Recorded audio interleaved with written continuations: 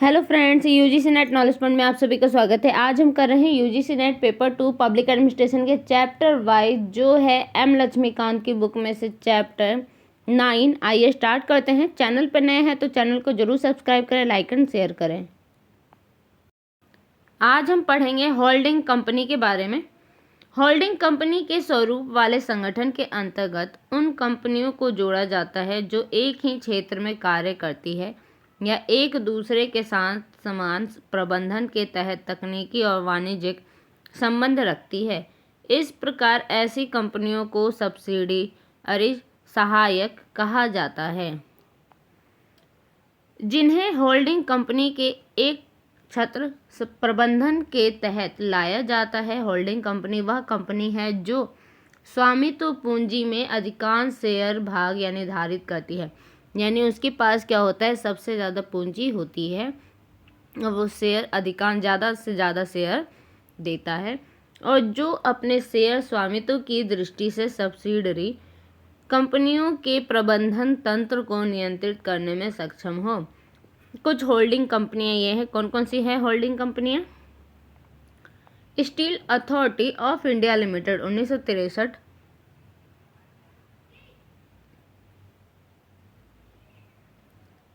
Sorry 1973। Coal Authority of India Limited, Ashok Group of Hotels, State Trading Corporation of India, General Insurance Corporation of India, Gas authority of India Limited. प्रशासनिक सुधार आयोग द्वारा वर्ष 1967 में अनुशंसित sector corporation के स्वरूप वाले संगठन होल्डिंग कंपनी के स्वरूप वाले संगठनों से मिलता जुलता है। अर्जुन सेनगुप्त समिति ने वर्ष 1986 के अर्थ जगत के मुख्य क्षेत्रों में होल्डिंग कंपनियों या सेक्टर कॉरपोरेशन की अनुशंसा की थी। अन्य रूप उपयुक्त 4 प्रमुख रूपों के अतिरिक्त सार्वजनिक प्रतिष्ठानों के निम्न अन्य रूप भी हैं। फर्स्ट है नियंत्रण बोर्ड। इनकी स्थापना बहुउद्देशीय नदी घाटी परियोजनाओं के प्रबंधन के प्रयोजन से की जाती है। इनका गठन केंद्र सरकार या राज्य सरकार द्वारा एक प्रस्तावित पारित करके किया जाता है। जो एक प्रस्ताव है उसे पारित करके किया जाता है। देश में इस समय 14 नियंत्रण बोर्ड है, जैसे Nagarjuna Sagar control board, Kosi control board, Bhakra Beas management board आदि। पब्लिक ट्रस्ट, इनकी स्थापना सेवा कार्य से जुड़े उद्यमों के प्रबंधन के लिए अथवा आमतौर पर समाज को प्रभावित करने वाली गतिविधियों के लिए की जाती है। इनका गठन संसद के स्वरूप अधिनियम के द्वारा होता है। इस श्रेणी के उद्यमों को port trust, unit trust of India आदि आते हैं। आयोग कौन कौन से हैं? इनकी स्थापना क्षेत्र विशेष में विकास कार्य निष्पादित करने के लिए की जाती है। इसका गठन भी संसद के विशेष अधिनियमों द्वारा होता है। इस श्रेणी के उद्यमों में टैरिफ कमीशन, खादी और ग्राम उद्योग आयोग, फॉरवर्ड मार्केट्स कमीशन आदि आते हैं। कमोडिटी बोर्ड, इसकी स्थापना औद्योगिक विकास को बढ़ावा देने की दृष्टि से की जाती है। इनका गठन भी संसद के विशेष अधिनियमों द्वारा किया जाता है। Small scale industry board, coffee board, rubber board आदि इस श्रेणी के उद्यम हैं। सरकारी समितियां, इनकी स्थापना विकास और संवर्धनात्मक कार्य के लिए की जाती है। ये समितियां सोसाइटी पंजीकरण अधिनियम के तहत पंजीकृत होती है। इस श्रेणी के उद्यमों में भारतीय राष्ट्रीय अनुसंधान विकास निगम, भारतीय व्यापार मेला प्राधिकरण, भारतीय दुग्ध विकास निगम आते हैं। सार्वजनिक प्रतिष्ठान विभाग, वर्ष 1965 में वित्त मंत्रालय के तहत सार्वजनिक प्रतिष्ठान ब्यूरो की स्थापना हुई थी। वर्ष 1985 में ब्यूरो को उद्योग मंत्रालय में शामिल कर सार्वजनिक प्रतिष्ठान विभाग का दर्जा प्रदान किया गया था। सार्वजनिक प्रतिष्ठान के संदर्भ में यह विभाग निम्नलिखित कार्य करता है। फर्स्ट है, यह विभाग समान विषयों से संबंधित डाटा बैंक और विश्वत सूचना भंडारण का कार्य करता है। सेकंड है, यह सार्वजनिक प्रतिष्ठान चयन बोर्ड के सचिवालय के रूप में कार्य करता है तथा अन्य प्रकार के चयन कार्य में उद्यमों को सहायता प्रदान करता है। थर्ड है, यह प्रशिक्षण कार्यक्रमों के आयोजन की व्यवस्था के साथ साथ उद्यमों को प्रबंधन विकास से जुड़े परामर्श मुहैया कराता है। फोर्थ पॉइंट है, यह विभाग नियंत्रक मंत्रालयों की तकनीकी और विशेषज्ञतापूर्ण सहायता प्रदान करने के लिए एक माध्यम का कार्य करता है। कौन? यह विभाग नियंत्रक मंत्रालयों को तकनीकी और विशेषज्ञतापूर्ण सहायता प्रदान करने के लिए एक माध्यम का कार्य करता है। फिफ्थ पॉइंट है, यह उद्यमों को मजदूरी ढांचे, सेवा शर्तों और नीतिगत मामलों के संबंध में परामर्श देता है। सिक्स पॉइंट है, यह विभाग अपनी कार्य प्रणाली से संबंधित आवधिक रिपोर्ट संसद और सरकार को प्रस्तुत करता है। सेवन पॉइंट है, यह अपने कार्य प्रणाली की संसदीय समितियों द्वारा की जाने वाली जांच प्रक्रिया में सहयोग करता है। एट पॉइंट है, यह विभाग प्रशासनिक सुधार विभाग के साथ संपर्क बनाए रखता है। सार्वजनिक प्रतिष्ठान चयन बोर्ड, यह एक स्वायत्त निर्णयकर्ता निकाय है। यह बोर्ड कार्मिक तथा प्रशिक्षण विभाग, जो कार्मिक लोक शिकायत और पेंशन मंत्रालय का विभाग है, के प्रशासनिक नियंत्रण में कार्य करता है। इस बोर्ड को सार्वजनिक प्रतिष्ठान विभाग से सचिविक सहायता मिलती है। इस बोर्ड के निम्नलिखित कार्य ये हैं। कौन कौन से कार्य हैं?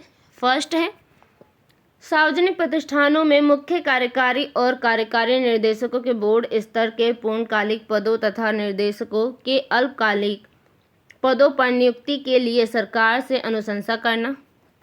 सेकंड है, सार्वजनिक प्रतिष्ठानों के प्रबंधन के लिए उच्च स्तरीय पदों को श्रेणीबद्ध करने और उपयुक्त सांगठनिक संरचना के प्रबंधन में सरकार को परामर्श देना।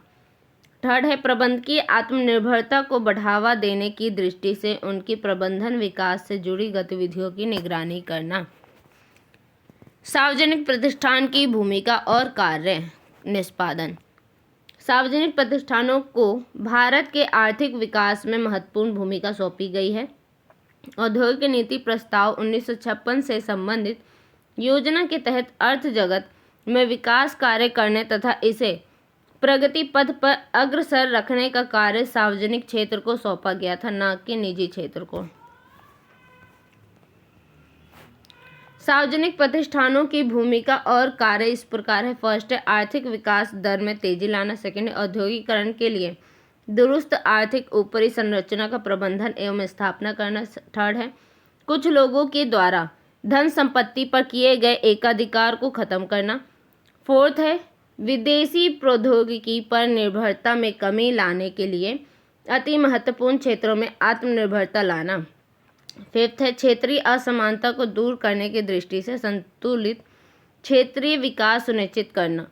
सिक्स्थ है, लोगों के जीवन स्तर में सुधार लाने की दृष्टि से विभिन्न क्षेत्रों में रोजगार के अवसरों में वृद्धि करना। सेवंथ है, निर्यात प्रोत्साहन और आयात में कमी के माध्यम से भुगतान संतुलन पर दबाव को कम करना। 8 है, लघु एवं सहायक उद्योगों के विकास और विस्तार के लिए सहायता प्रदान करना।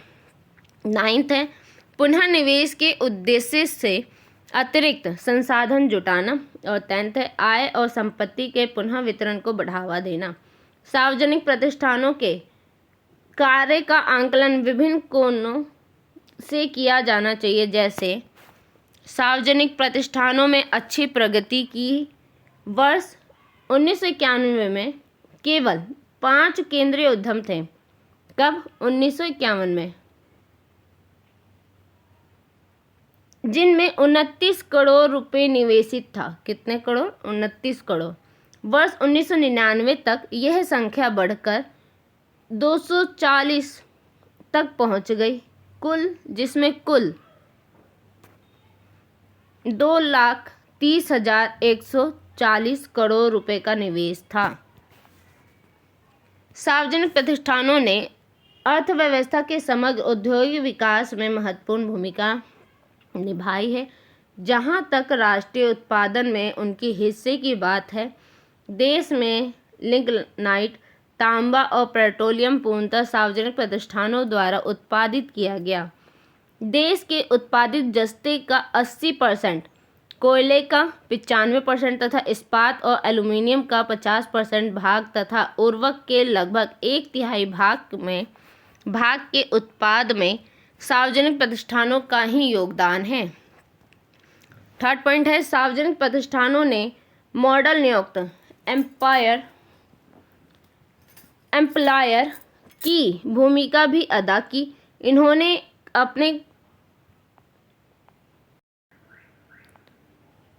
इन्होंने अपने कर्मचारियों को मकान, स्कूल, अस्पताल, मनोरंजन केंद्र आदि जैसी सामाजिक सुविधाएं भी उपलब्ध कराई है। वर्ष 1999 तक लोक उद्यमों में कुल 19 लाख कर्मचारी थे। फोर्थ पॉइंट है, सार्वजनिक प्रतिष्ठानों द्वारा मध्य प्रदेश, बिहार, राजस्थान और उड़ीसा जैसे पिछड़े क्षेत्रों के विकास तथा सब्सिडीकृत मूल्य पर जनहित की सुविधाओं के प्रावधान के माध्यम से आय और संपत्ति के पुनः वितरण को बढ़ावा देने का कार्य किया गया है। फिफ्थ है, इन्होंने विदेशी मुद्रा अर्जन में तथा आयात सब्स्टिट्यूशन द्वारा मुद्रा बचाने में अर्थव्यवस्था की मदद की। अर्थ जगत में निर्यात से होने वाली कुल आय में लोक उद्यमों का 0.25 से लेकर 0.20 तक योगदान है। 6 पॉइंट, लाभांशों, निगम कर, उत्पाद शुल्क, सीमा शुल्क और अन्य के माध्यम से सार्वजनिक प्रतिष्ठानों का सरकारी खजाने में योगदान बढ़कर वर्ष 1999 में 47 करोड़ रुपए हो गया था। 7 पॉइंट है, विभिन्न प्रकार के माल और सेवाओं जैसे परिवहन, संचार, विद्युत, सिंचाई, औषधि, सीमेंट आदि की प्रदानगी और आपूर्ति के क्षेत्र में इनका रिकॉर्ड प्रशंसनीय रहा है, यानी प्रशंसा करने योग्य रहा है। 8 पॉइंट है, सार्वजनिक प्रतिष्ठानों ने आर्थिक विकास में तेजी लाने की दृष्टि से बचत राशि के संग्रहण और सरकारी निवेश के लिए संसाधनों को गतिशील बनाने का महत्वपूर्ण कार्य किया है।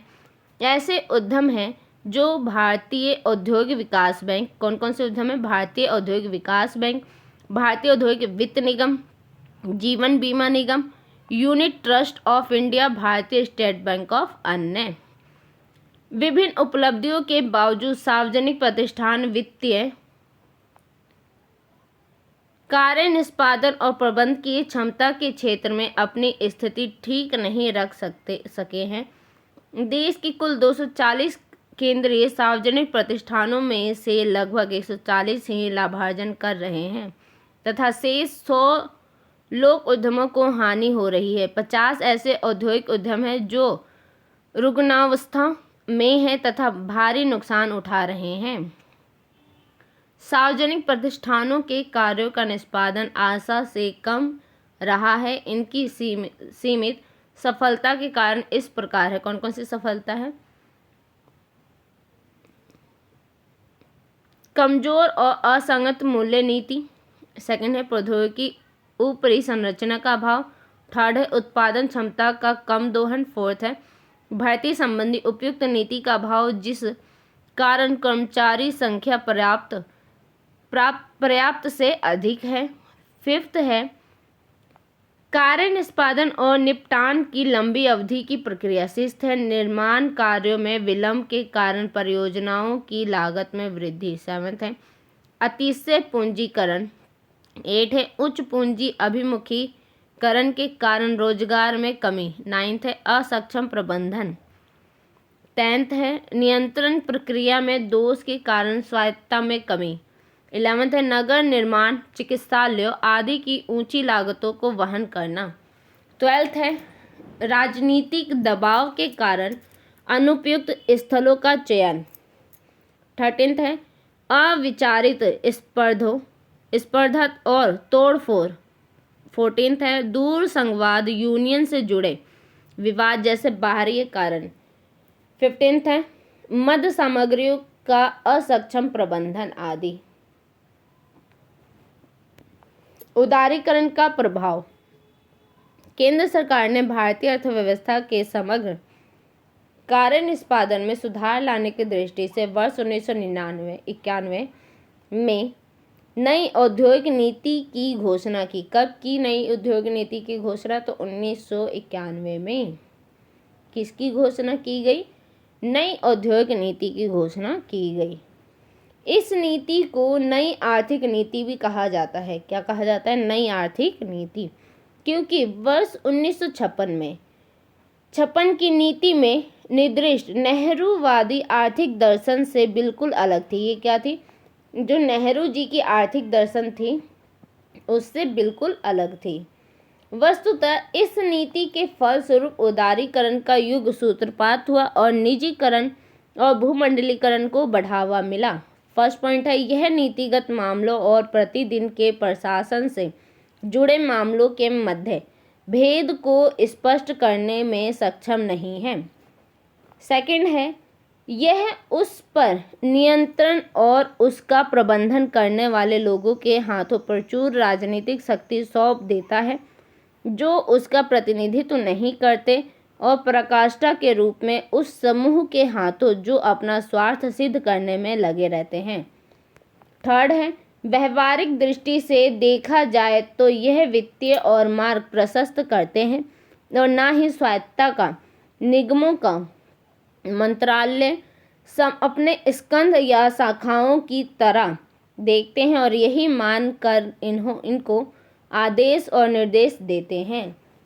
उदारीकरण का अर्थ क्या है? उदारीकरण का अर्थ तो मुक्त बाजार प्रणाली की अर्थव्यवस्था। क्या है उदारीकरण? मुक्त बाजार प्रणाली की अर्थव्यवस्था। उदारीकरण के फलस्वरूप प्रतिबंधों की शासन परंपरा का स्थान मुक्त अवधारणा की शासन परंपरा से लिया गया है। इसके फलस्वरूप आर्थिक गतिविधियों से सरकार के नियंत्रण और विनियम में ढीलापन और कमी आई है। इन उपायों में अधिकांश उद्योगों को लाइसेंस प्रक्रिया से छूट दिया जाना तथा लाइसेंस की सीमाओं को बढ़ाया जाना, MRTP अधिनियम में छूट, ब्रॉडबैंडिंग, विदेशी मुद्रा विनियम यानी फेरा किंतु अब फेमा से जुड़े विनियमों में छूट, अतिरिक्त क्षमताओं का वैधीकरण, आयात निर्यात नीति में छूट आदि शामिल है। इस प्रकार निजी क्षेत्र को निवेश, उत्पादन और उत्पादों के मामले में कार्य करने की पूरी आज़ादी दी गई है। निजीकरण का क्या अर्थ है? क्या है? विराष्ट्रीकरण अर्थात सार्वजनिक उद्यमों के स्वामित्व को पूर्णतः या अंशतः निजी उद्यमों को सौंपना। अब तक विशेषतः सार्वजनिक क्षेत्र के लिए सुरक्षित क्षेत्रों में निजी क्षेत्र का प्रवेश की अनुमति दिया जाना। और थर्ड पॉइंट है, वेतन भत्तों पारिश्रमिक के भुगतान के मामलों में सहमति के आधार पर सार्वजनिक उद्यमों के प्रबंधन और नियंत्रण को निजी क्षेत्र को सौंपना। वही क्या है? निजीकरण। भूमंडलीकरण, ये तीनों टॉपिक है, ये तीनों पूछे जाते हैं पेपर में। भूमंडलीकरण यानी कि वैश्वीकरण का अर्थ क्या है? भारतीय अर्थव्यवस्था का विश्व की अर्थव्यवस्था के साथ प्रगामी एकीकरण अर्थात भारतीय अर्थव्यवस्था में विदेशी प्रत्यक्ष निवेश की अनुमति देना। इससे बहुराष्ट्रीय कंपनियों के भारत में प्रवेश संबंधी बाधाएं दूर हुई हैं। इस प्रकार भारतीय अर्थव्यवस्था विश्व की अर्थव्यवस्था का अनिवार्य अंग बन गई है। सरकार की नीतियों में सार्वजनिक क्षेत्र के प्रति बदलाव आने के विभिन्न कारण हैं। क्या क्या बदलाव आते हैं? सार्वजनिक क्षेत्र के वित्तीय कार्य ठीक से न होना, सार्वजनिक उद्यमों में भारी निवेश के अनुकूल प्राप्ति न होना। थर्ड है, ऋण उद्यमों को बजटीय सहायता प्रदान करने की स्थिति में न होना। फोर्थ है, सार्वजनिक उद्यमों के लिए स्पर्धा सृजन की आवश्यकता ताकि उनकी दक्षता में सुधार लाकर लाभ अर्जित करने के लिए दबाव बनाया जा सके। फिफ्थ है, विश्व भर में उदारीकरण, निजीकरण और वैश्वीकरण का रुझान। सिक्स्थ है, ऊपरी संरचना क्षेत्र में भारी निवेश के लिए निजी क्षेत्र के आगे आना। सेवंथ है विकसित देशों, बहुराष्ट्रीय कंपनियों, विश्व बैंक, अंतर्राष्ट्रीय मुद्रा कोष आदि जैसे बाहरी तत्वों द्वारा सरकार को प्रभावित करना। नई औद्योगिक नीति 1991 में सार्वजनिक क्षेत्र के संदर्भ में निम्नलिखित प्रावधान किए गए हैं। फर्स्ट है सार्वजनिक क्षेत्र में निजी कार्यनीति उच्च प्रौद्योगिकी और आवश्यक ऊपरी संरचनात्मक क्षेत्रों तक सीमित रहेगा।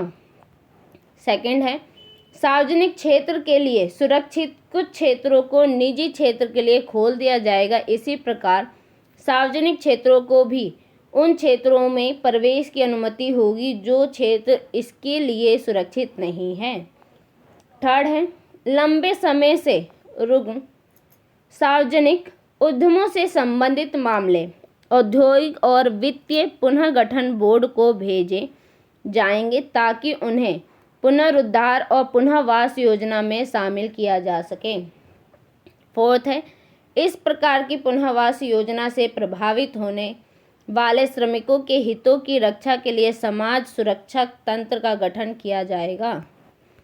फिफ्थ पॉइंट है सार्वजनिक क्षेत्र में सरकार की शेयरधारिता का एक भाग म्यूचुअल फंड, वित्तीय संस्थानों, जनसाधारण तथा श्रमिकों को दिया जाएगा। सिक्स पॉइंट है सार्वजनिक क्षेत्र की कंपनियों से जुड़े बोर्डों को और अधिक व्यावसायिक बनाया जाएगा तथा उन्हें अधिक शक्तियां दी जाएगी।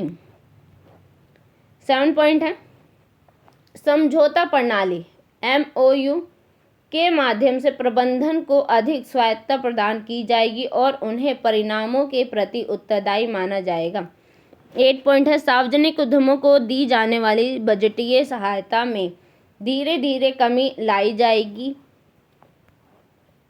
इस नई नीति तथा भारतीय अर्थव्यवस्था के उदारीकरण से संबंधित बृहत आर्थिक सुधार कार्यों की अनुवर्ती कार्यवाही स्वरूप सरकार ने सार्वजनिक उद्यमों की कार्यप्रणाली में सुधार लाने के विभिन्न उपाय किए हैं जो इस प्रकार है। फर्स्ट है विआरक्षण। वर्ष 1991 में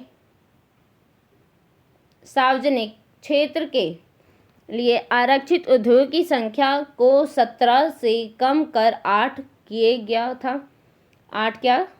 कर दिया गया था।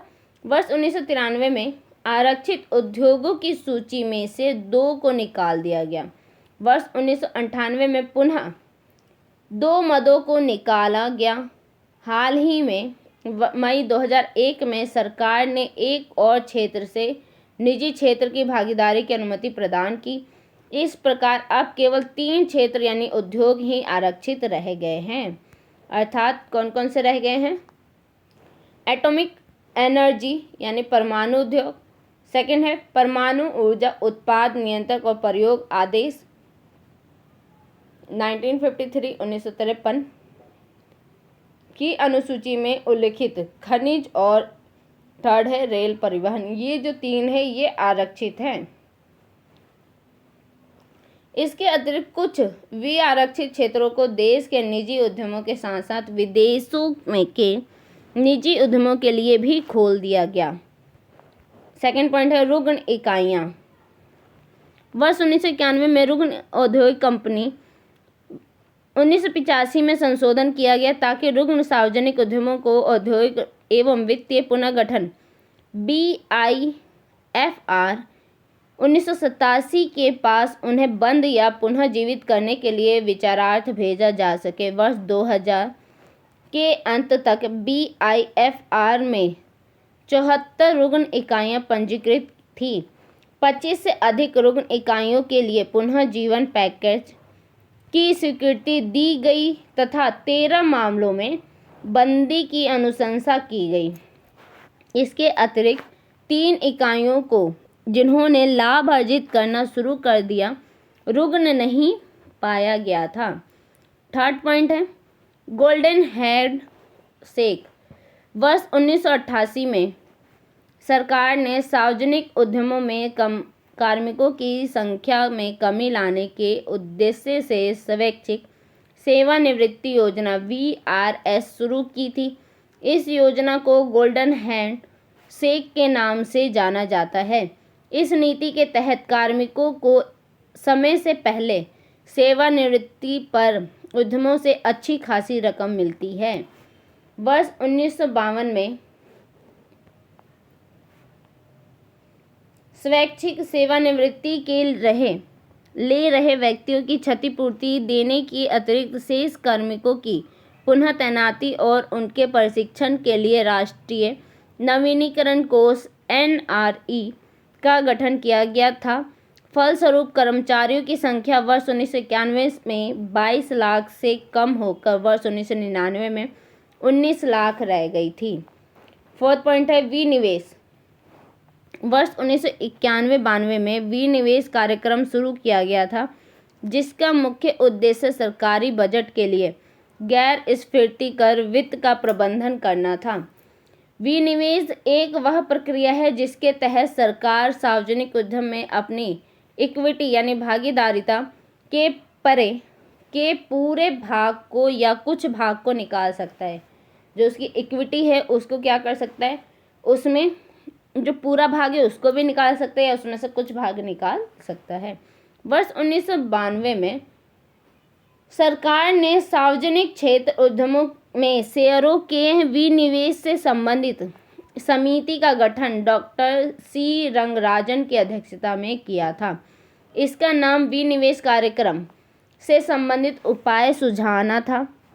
वर्ष 1996 में सरकार ने उक्त समिति की अनुशंसा पर GV रामकृष्णन की अध्यक्षता में सार्वजनिक क्षेत्र के विनिवेश आयोग का गठन संदर्भित सार्वजनिक उद्यमों में विनिवेश से संबंधित दीर्घकालिक योजना तैयार करने की दृष्टि से किया गया था।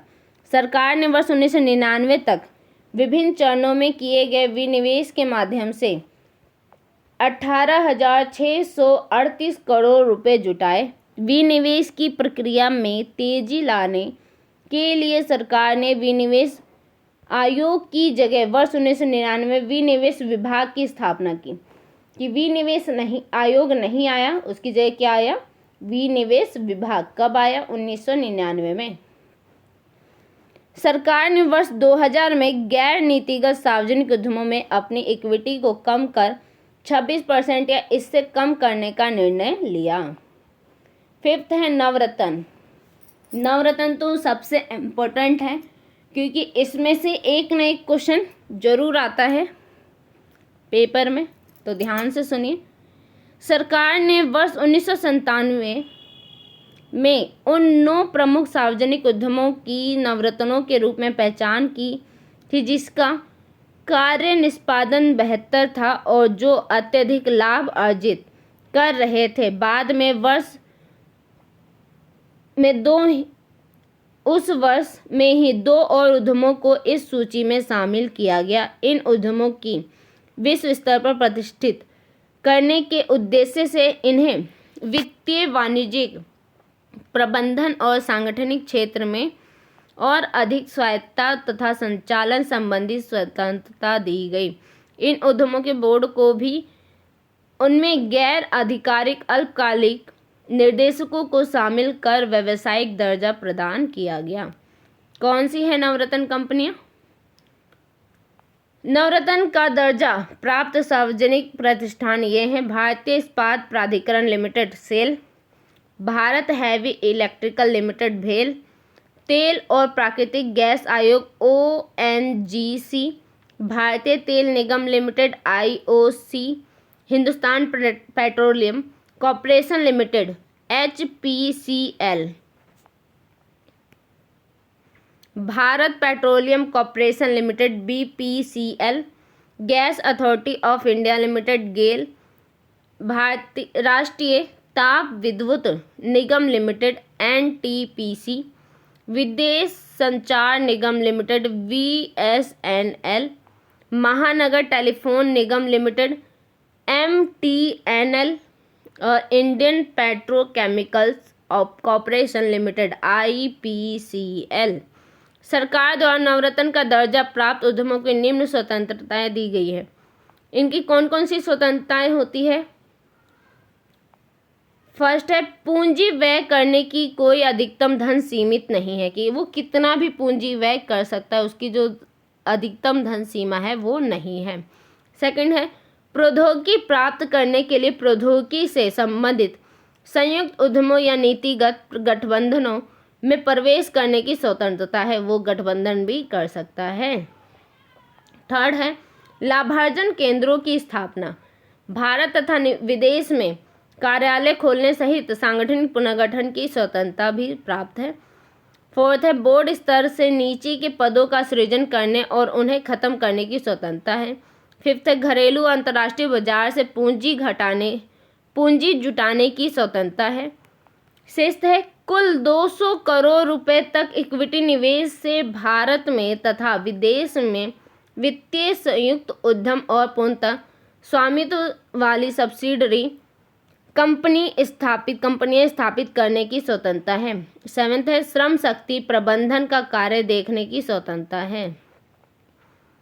सार्वजनिक क्षेत्र के कुल उद्यमों द्वारा अर्जित लाभ राशि में से लगभग 80% लाभ नवरत्न श्रेणी के उद्यमों द्वारा अर्जित किया गया तथा इनका वार्षिक कारोबार 1,40,000 करोड़ रुपए का रहा। नवरत्न श्रेणी के उद्यमों द्वारा वर्ष 1999 में 12,073 करोड़ रुपए का शुद्ध लाभ अर्जित किया गया। कब? वर्ष 1999 में।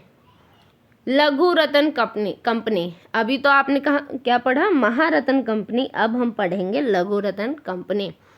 सरकार ने वर्ष 1997 में लाभार्जन कर रहे सार्वजनिक क्षेत्र के 97 अन्य उद्यमों को लघु रत्न का दर्जा प्रदान करते हुए उन्होंने वित्तीय प्रबंधकीय और संचालनात्मक स्वायत्तता प्रदान की। इन उद्यमों को उनके हाल के कार्यों के आधार पर 2 श्रेणियों में बांटा गया।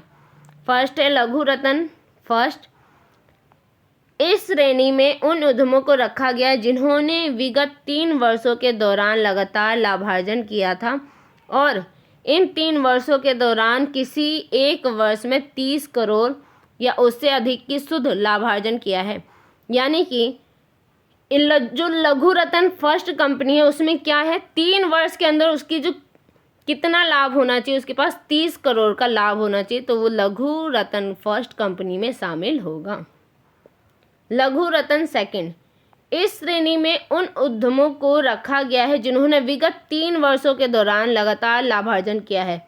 अब इसमें किसको रखा है कि जो 3 वर्ष है, तीनों वर्ष में उसका लाभ बहुत ज़्यादा होता जा रहा है, यानी उसने लाभ ही लाभ प्राप्त किया है, उसको सेकंड में रखा गया है। इसके अतिरिक्त इन श्रेणी वाले उद्यमों के लिए आवश्यक है कि उनकी वित्तीय स्थिति ठीक हो, सरकारों को ऋणों ब्याजों के भुगतान में चूक ना की हो और सरकार से बजटीय सहायता की मांग ना की गई हो। इन दोनों श्रेणी के उद्यमों को कुछ स्वतंत्रता दी गई है। कौन कौन सी है? लघु रत्न फर्स्ट श्रेणी के उद्यमों को बिना सरकारी अनुमति के 300 करोड़ रुपए तक या अपनी निव्वल संपत्ति के बराबर जो भी कम हो पूंजी व्यय करने की आज़ादी होगी तथा लघु रत्न सेकंड श्रेणी के उद्यमों को 150 करोड़ रुपए तक या अपनी निव्वल संपत्ति के 50% के बराबर जो भी कम हो पूंजी व्यय करने की अनुमति दी गई है। सेकंड है इनको वित्तीय संयुक्त उद्योगों में प्रवेश करने की स्वतंत्रता होगी। थर्ड है इनको सहायक कंपनियां और विदेश में कार्यालय खोलने की स्वतंत्रता होगी। फोर्थ है इनको प्रौद्योगिकी संयुक्त उद्यमों में प्रवेश करने की स्वतंत्रता होगी। फिफ्थ है श्रम शक्ति से जुड़े अपनी स्वयं की नीतियां तैयार करने की स्वतंत्रता होगी। सरकार में मई 2001 में एक प्रस्ताव का अनुमोदन किया गया था जिसके तहत नवरत्न और लघु रत्न श्रेणी के सार्वजनिक उद्यमों की पिछले 3 वर्ष के निष्पादन की आवधिक समीक्षा की जाती थी।